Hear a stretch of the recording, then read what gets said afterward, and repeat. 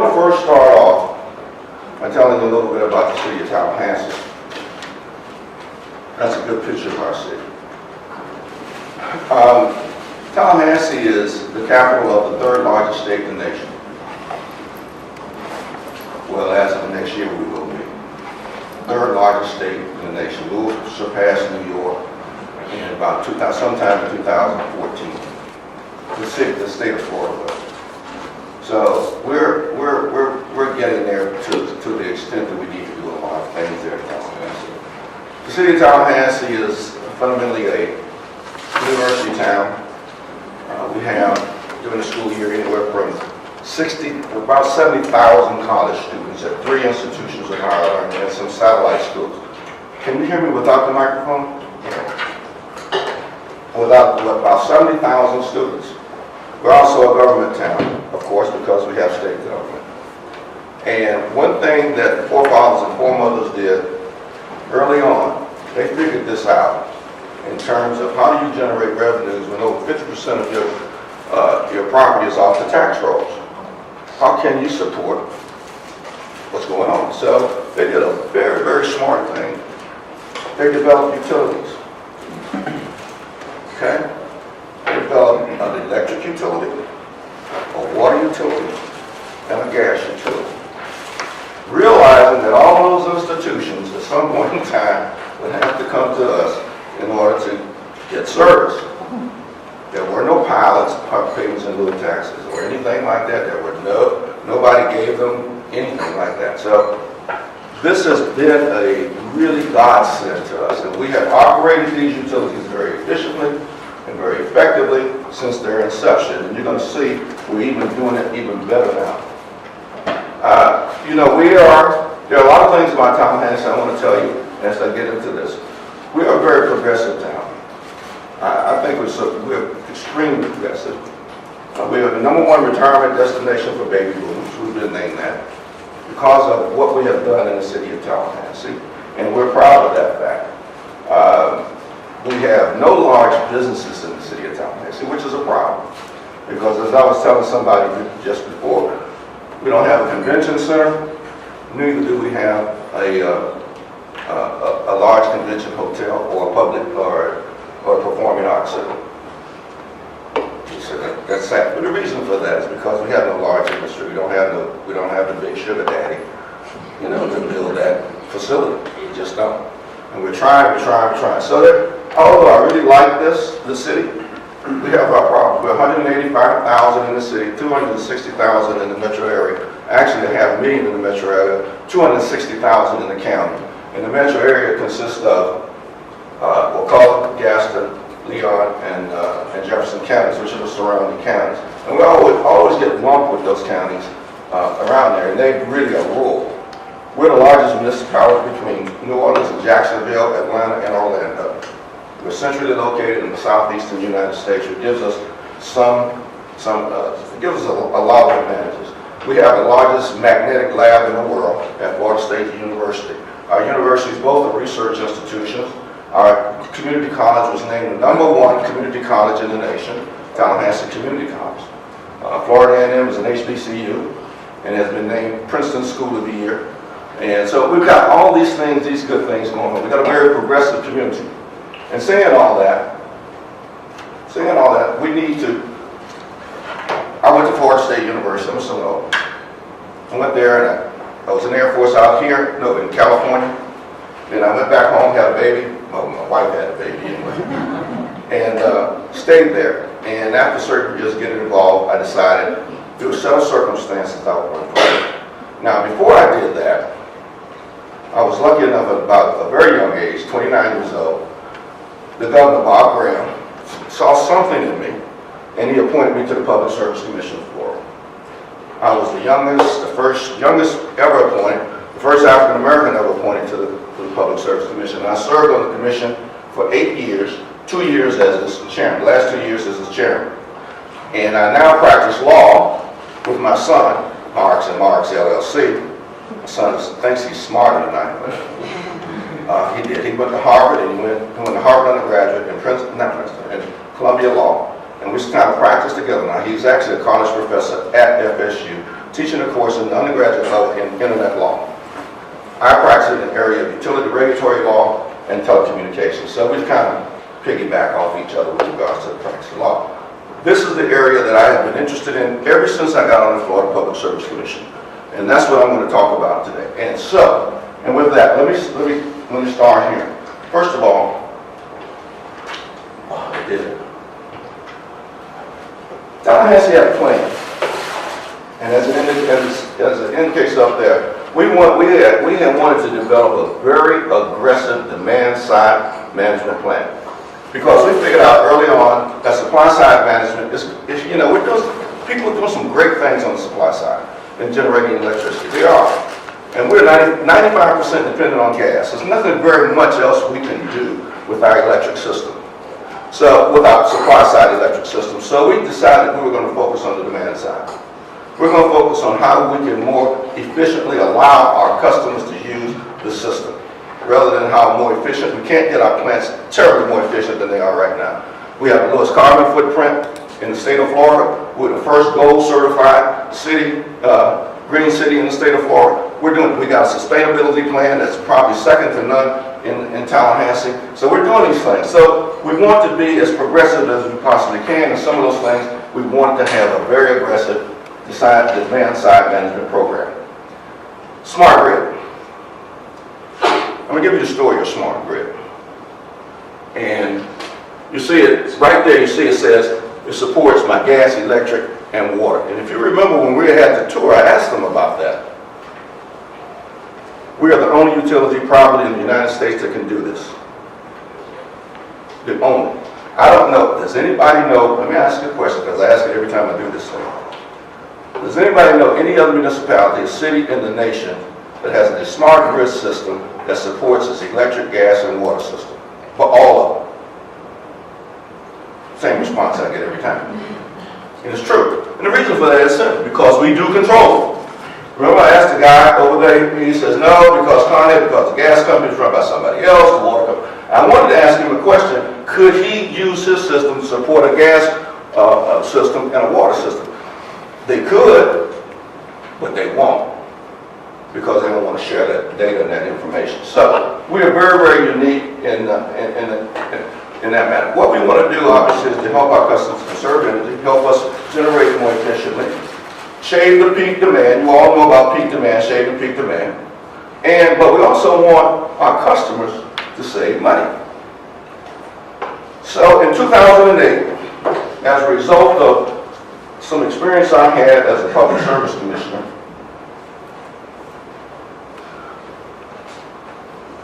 I said, how many of you have been involved with public utilities in any fashion or form? Okay. The one complaint I always used to get, you're not reading my meter right.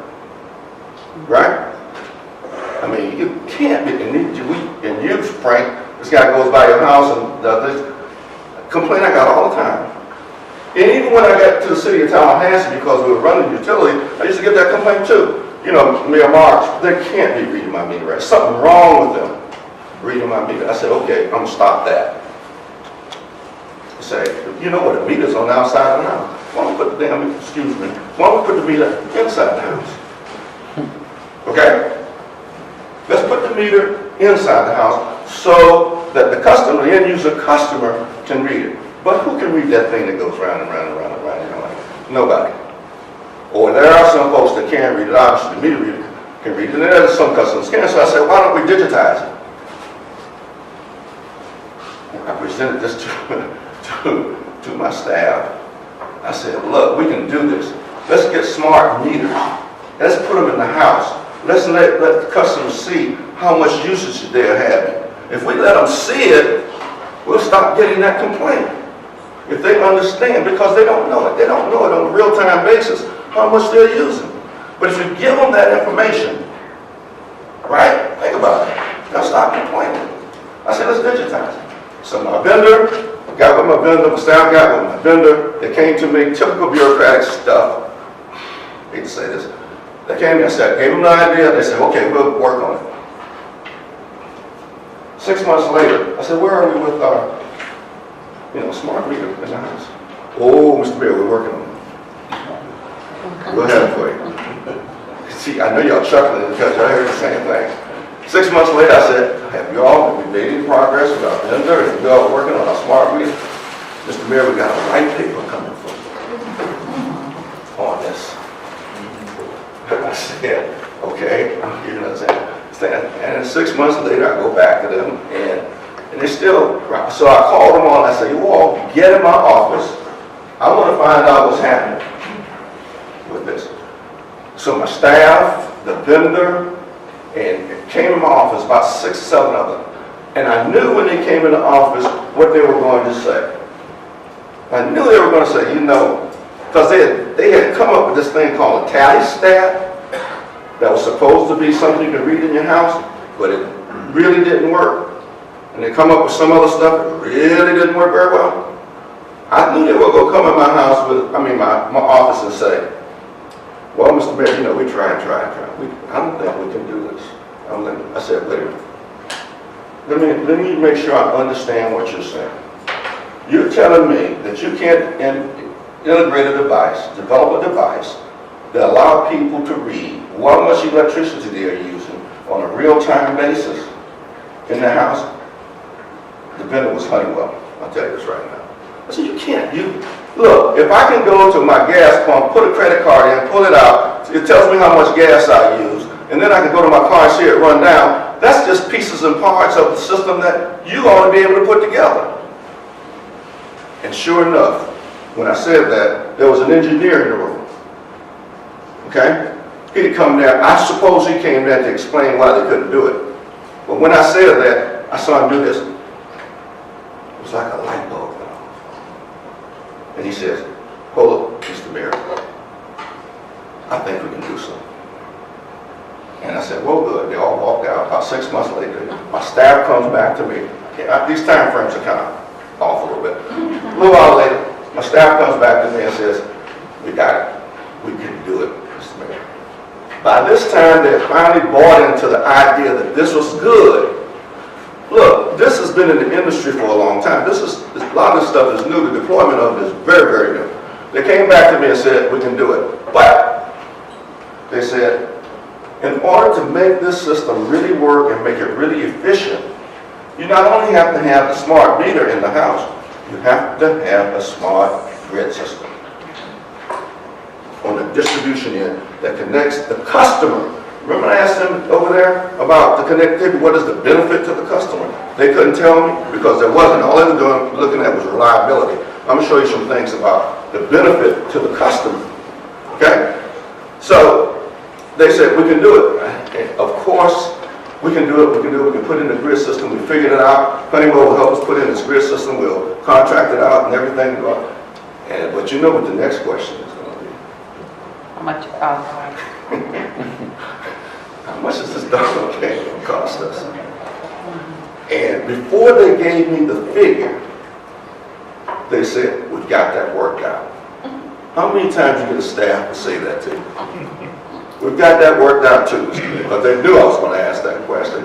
Okay, I said, okay, how much? $50 million. I said, boy, that's a big nut for a city my size to crack. And I said, how are you going to do it? We're a AA rated utility. We're going to bond it over 15 years, and it would be less than $1 on each utility customer bill for those 15 years. The customer wouldn't even know it. And they're right. So we got the money. We put in the smart grid system.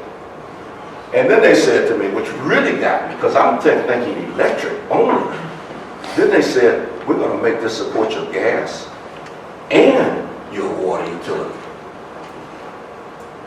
And they say to me, you will be the first. Now I had to sell this to my other commissioners. They don't like being first because they don't want to be the guinea pig. But I finally convinced them that this was a good idea. Yeah, you're right. You don't want to be the guinea pig. You don't know what's going to happen to this thing. I finally convinced them. The staff finally convinced them, and we passed the appropriation for $50 million based on what the staff told us. And so that's where we are now. Let me get to the next. So How long ago was that? We started in 2008. I started the dialogue in 2008. We got it fully implemented in 2010. So we've been on the smart grid system pretty substantially. That's fast. That's pretty fast. Pretty fast. Oh, yeah. Yeah. Oh, yeah. Oh, yeah. I can, oh, yeah. The good thing is this, for this kind of a thing, they knew, and I hesitate to say, they knew I understood this. And so did Honeywell, and so did my staff. They knew I had some, I'm not a technologist. I can think a lot of stuff. And if it's in my mind, if I think about it, you know, I say, why can't you do it? You know, don't come to me and tell me you can't do it. Tell me why you can't do it. Tell me how we're going to do it. And they finally got that. They finally understood that. Okay. This is kind of a schematic, kind of a little deal, the way the system works. Actually, I have a better slide than this that my staff had put in there. But it is a smart grid system. It works on a cell concept. Every house in my city, every house, every business, every end user is connected to my system. But not only that, they're connected to each other. And information flows all over the system. It's almost impossible for one of my citizens to have an outage. Because if the circuit breaks where he is, he's on another circuit, he or she is on another circuit, and it immediately feeds down. It's almost impossible. Because the smart grid system is an interconnected system that provides communications capabilities to all of our citizens. It is probably one of the most advanced systems around. It really works, and it works very well. And I wish I had another slide, but we'll go to the next one. As a result, this is our satisfaction rate. Okay? Now, a lot of people who have implemented this smart meter stuff, they've had problems. A lot of cities have problems. One of the problems was intrusion by Big Brother. Because right now, this smart grid system can get a lot of information from you. And I'm going to show you in a minute why. It can get a lot of information from you. But what we did was make sure, and one thing you have to do with this, and I tell folks this all the time that ask me about it, you have got to make sure that your citizens are informed. You have to. You have to engage them. You have to go out there and tell them, this is what I want to do. This is where we're going to do it. This is how it's going to benefit you. You have to do that. Delmarva didn't do that, and they really got, I was on a program with them, and they were worried about, one consumer advocate didn't like it. I said, well, you don't like it. He says, you know what, you got a meter reader that goes by the house, and sometimes that meter reader, true story, sometimes that meter reader can check on the elderly or somebody who's infirm. So we need that service. I said, wait a minute, let me get this straight. You want that meter reader to go there and do that. Why don't we just put a little camera in that house, put a little smart grid system, and another system that they can communicate with us, and we can still do the same thing. He says, oh, I don't know. But anyway, this is the satisfaction we get. And I think I'm going next to, okay, some of the things we can do. None of this is very surprising, except for some of them. Let me tell you one thing we can do with this that's really very, very cool. And that is this. You see this say time of use meters, time of use rates? You can construct rates for your customers. I mean, being a former utility regulator, I kind of get into this. Do you realize, well, how am I going to say this one? Let's assume, let's make an assumption, if you will, that Thomas Edison, have you all heard this one? Who's heard this one? And Alexander Graham Bell worked to come here today. Have you heard that one? You've heard it. You haven't heard it? Let's assume that they did. And we have a chance to question them. And we go to Alexander Graham Bell, and we say, Mr. Bell, what is that? What is what? What's that? I said, Mr. Bell, that's a telephone. He says, no, it's not. Can't be. That's not what I've been in all those years ago. It doesn't even look anything like, where are wires? And I said, Mr. Bell, if you punch that, you see all those little square boxes? Those are things I can do on this telephone. He said, oh, well, I can do that. All right, Mr. Thomas Edison. I said, Mr. Edison, well, you got CFLs in here. But nevertheless, normally you can see, you say, Mr. Edison, and some of these lights are, I said, do you know what that is? He says, yeah, that's the light I invented 150 years ago. There's very little change. not only is there very little change in the equipment or the apparatus, there's very little change in how they price it. Do you realize we price electricity service the same way today that they did at the inception of the electric utility industry? You know how? You know, everybody, every one of you all at your house pay the same rate. Right? Do you use electricity the same way? Huh? You don't. So why hasn't the industry caught up with this? You know, I got a 4,000 square foot house, 2 people living in my house. I got 70,000 college students. They live maybe in 750 square feet. They study at night. I don't. They don't use electricity, but you know what? We pay the same rate. Does that make sense? It doesn't. What the smart grid system is going to allow us to do is offer. Come in? Oh, I'm sorry. Well, I gotta really go. Hold on. I'm sorry. I gotta. Anyway, I want to go through 2 other things. You get the idea. First of all, I want to go through digitality.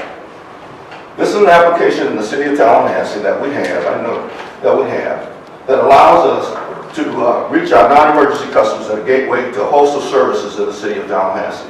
If you look at this, next slide. Next slide. This is a device that's on my telephone. This device allows me to do a lot of things with my citizens in the city of Tallahassee. If I turn on this phone, right now, I can go to an app on this phone called Digitality. It's done by a young lady out of New York City. You can get it in your city. And you can do any one of those things, including find a pet. All you gotta do is press the button. The coolest thing on this, though, is when it says new results, new requests. I can punch on that new request. I wish I could demonstrate. Punch on new request. And then I said, new request, I said, is that a problem? If I see a pothole in the street, I say, go down to request and see pothole, and I look at that pothole, I take a picture of the pothole. Then I said, that's the picture I want. I press it, it goes straight to my department that handles potholes. And not only that, this is kind of some other things we do. You can do it for your trash.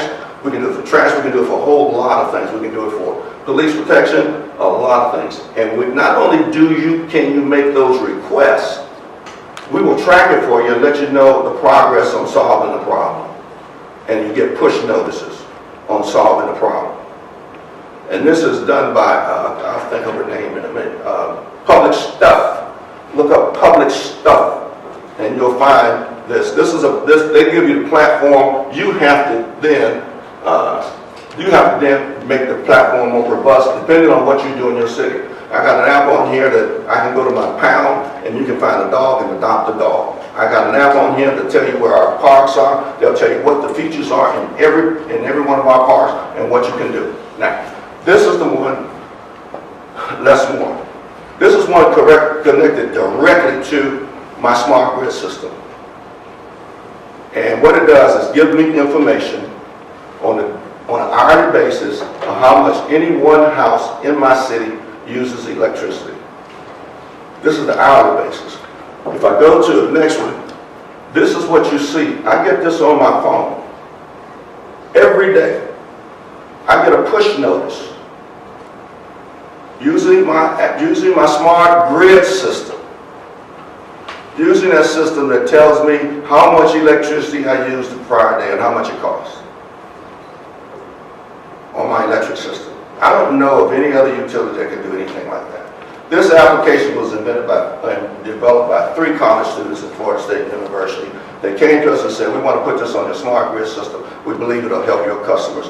And every day I get this notice on my phone, and it's in its beta stages right now and testing, but we intend to launch it. Digitality has already been launched in the city of Tallahassee. Those are the things. The future is now. Thank you.